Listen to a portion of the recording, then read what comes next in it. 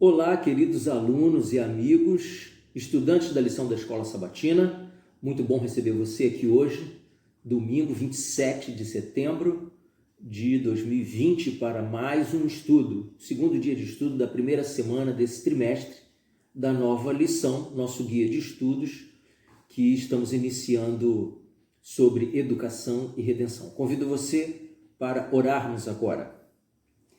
Santo Deus, elevamos a nossa voz aos céus, primeiramente para te agradecer pelo privilégio do estudo da palavra e nos colocamos, Senhor Deus, sobre a tua orientação para entendermos a estrutura da Bíblia, os seus escritos e o propósito do ensino e do estudo para o dia de hoje. Em nome do teu Filho Jesus oramos. Amém. Então, o título do estudo de hoje é Primeira Escola. Sim, uma vez que a lição está abordando o texto bíblico sobre o cunho, sobre o prisma, o viés da educação, obviamente eu e você precisamos permitir que a nossa mente se coloque também com esse olhar. O texto começa dizendo o seguinte: embora não pensemos em um jardim como sala de aula, a comparação faz sentido, especialmente um jardim como o Éden, repleto das riquezas intactas da criação. Eu e você podemos imaginar que Adão e Eva acabaram de ser criados por Deus e são dotados de extrema inteligência. E agora as aulas do professor, do mestre, estão desenvolvendo essa inteligência no caminho da sabedoria, a exemplo de seu Criador. Da nossa perspectiva atual, é difícil imaginar quanto esses seres não caídos, em um mundo não caído, sendo ensinados pelo seu Criador, devem ter aprendido nessa sala de aula, com aspas, obviamente. O quanto eles aprenderam. Seria extraordinário pararmos para pensar um pouco numa sala de aula onde Jesus Cristo é o professor todos os dias, ou seja, o Criador de todo o universo, o dono, o autor da ciência, do conhecimento. Extraordinário não seria termos uma aula magna com Jesus Cristo para saber sobre os encantos e os mistérios da própria natureza, por exemplo. A lição me sugere a leitura de Gênesis capítulo 2, de 7 ao verso 23, e aqui você encontra a formação do homem, a criação do homem, não é isso? E quando a Bíblia fala formação do homem, está falando do gênero humano, homem e mulher, não é? Adão, formado do barro, do pó da terra, recebe nas suas narinas o fôlego da vida, soprado pelo Deus Criador, e em algum momento, Deus, observando que a natureza sugere que está incompleta, porque Adão não tem um par para si, ele faz cair um profundo sono sobre Adão, retira uma de suas costelas e dali desenvolve Eva. É um simbolismo do companheirismo da mulher de ser criada da costela que fica ao lado, né? Na parte lateral do corpo e não nos pés ou na cabeça, para dar um outro sentido. Essa é uma interpretação muito mais humana do que eclesiástica, divina, religiosa ou bíblica, teológica, se você puder assim chamar. Nesse texto, capítulo 2 de Gênesis 7, 23, nós encontramos aqui alguns pontos fundamentais. Primeiro, Deus criou o homem à sua semelhança para que ele fosse feliz. O ato criativo de Deus não é o primeiro no planeta Terra e nem é o último. Por isso, a própria Bíblia ensina isso nos seus diversos textos que tratam desse assunto. Então, um dos primeiros objetivos em Deus criar o homem na Terra é para que ele fosse, obviamente, criado à sua semelhança, ele fosse um homem, fosse um casal, um par feliz, desenvolvendo sabedoria, aproveitando as belezas, as delícias da natureza e vivendo num lugar ímpar, um jardim criado por Deus de forma perfeita. Segundo ponto, Deus deu ao homem uma ocupação idônea. Sim, Deus não colocou o homem lá desocupado no ócio, colocou-o para cuidar e administrar o jardim. Aqui a gente começa a ter poucas informações sobre como funcionava esse serviço de Adão e de Eva, obviamente.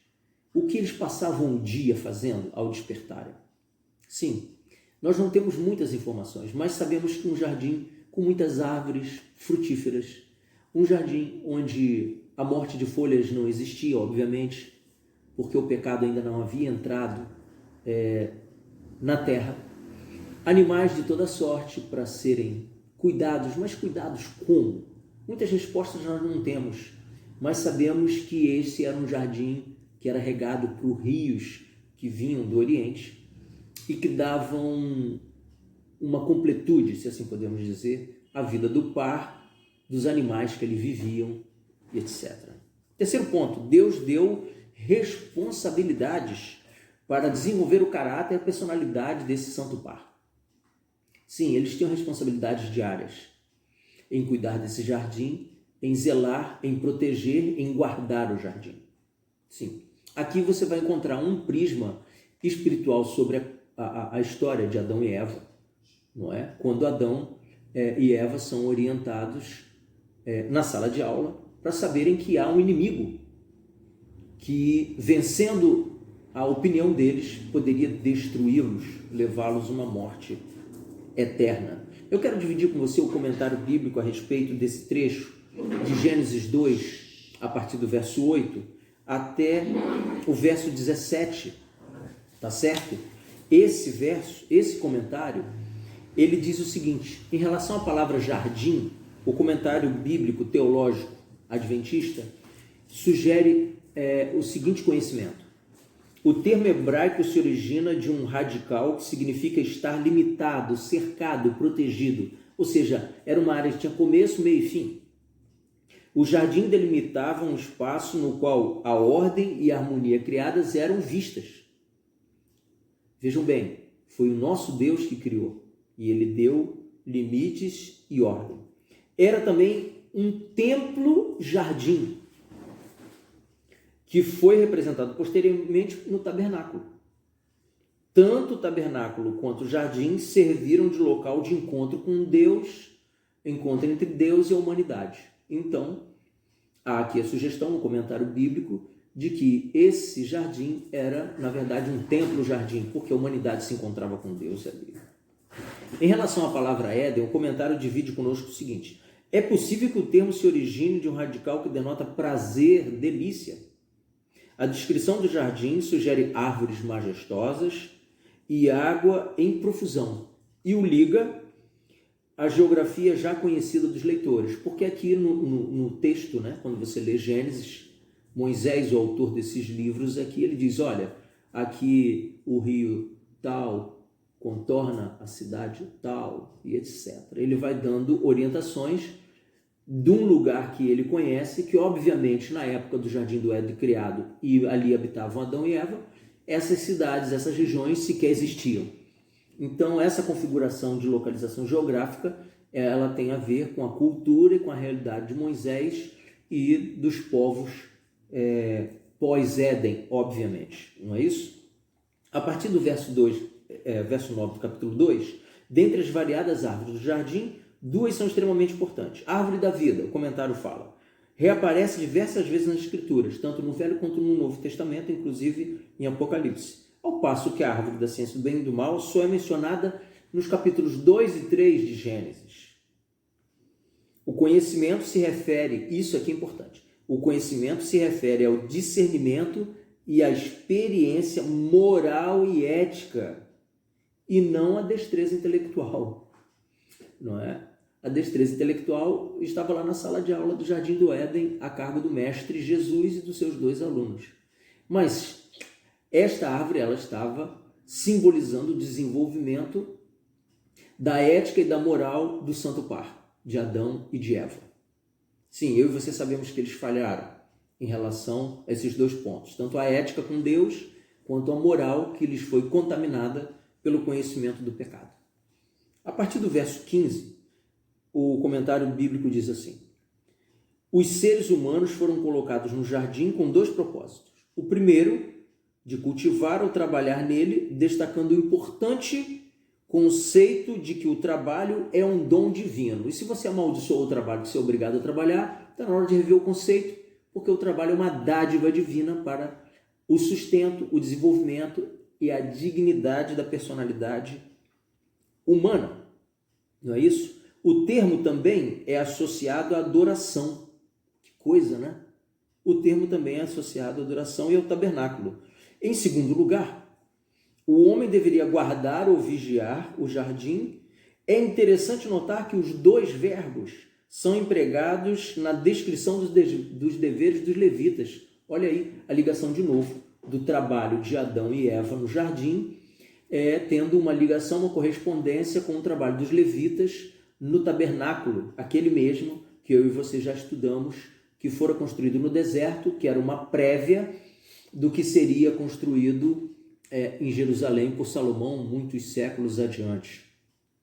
O tabernáculo do deserto, ele é um símbolo, ele é uma caricatura, podemos assim dizer, do tabernáculo majestoso que existe nos céus, onde Deus e a humanidade se encontram, especialmente na questão do juízo, onde perdidos e salvos serão justamente separados. E, por último, o verso 17, após a ordem afirmativa de trabalhar e guardar, vem a ordem proibitiva com o propósito de testar a lealdade humana. Eles são proibidos de tocar na árvore da ciência do bem e do mal, não é isso que nós comentamos aqui há pouco, numa questão ética e moral em relação a Deus Criador.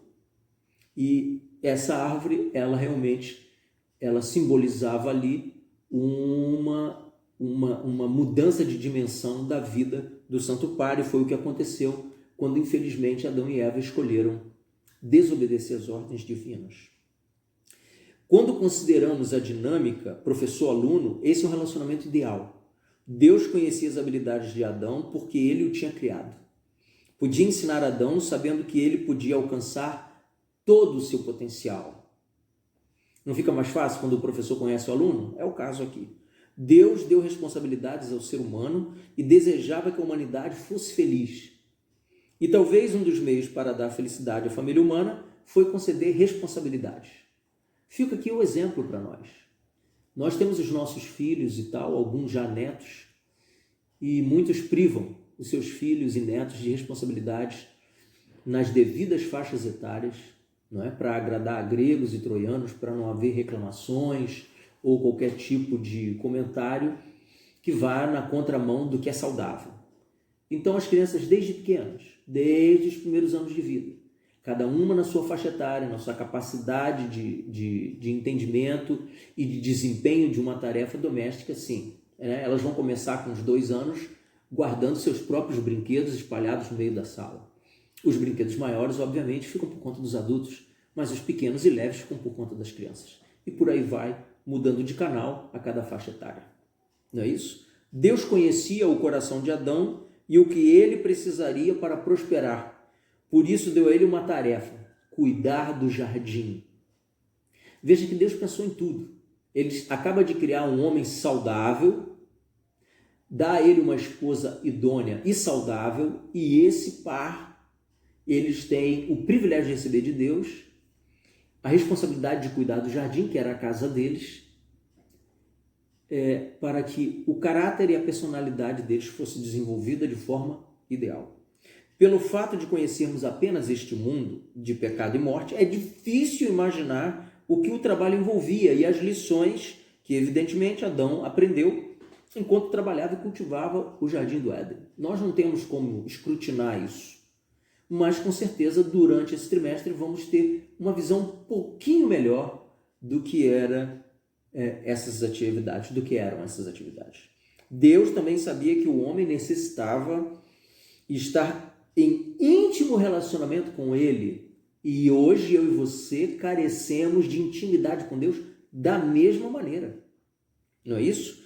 Por isso ele criou um espaço particular no Éden, dentro dos limites do jardim.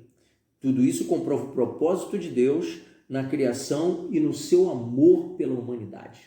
Ou seja, o texto da criação, ele é combatido, obviamente, pelos nossos queridos amigos evolucionistas, porque ele dá um começo, dá um título e dá um tutor, né? Nós, seres humanos, não somos, à luz do texto bíblico, em relação à criação, nós não somos alvo do acaso. Ao contrário, há aqui um início muito bem demarcado por alguém que tem autoridade para isso, que é o Deus Criador. Aliás, virtude única de Deus, poder criar e dar a vida a quem Ele quer. E é mesmo isso que Ele fará quando o seu Filho Jesus voltar a esta terra. Ele restabelecerá a vida, a exemplo daquela que houve no Éden, a todos nós que voluntariamente o escolhemos como nosso Senhor e Salvador. Vou encerrando o estudo de hoje por aqui. Eu agradeço muito que você esteve comigo. Antes da bênção, te lembro, vá ao canal Davi Santos, Lições da Bíblia Davi Santos, faça a sua inscrição, marque o sininho, curta o vídeo, deixe o seu like e compartilhe muito esse vídeo com quem você quiser. Nós vamos estar aqui durante esse próximo trimestre, diariamente, aprendendo juntos sobre a Palavra de Deus, ok? Se você gostou desse vídeo, com certeza, amigo, pessoas que você conhece poderão gostar também. Fica com Deus. Deus te abençoe. Amém.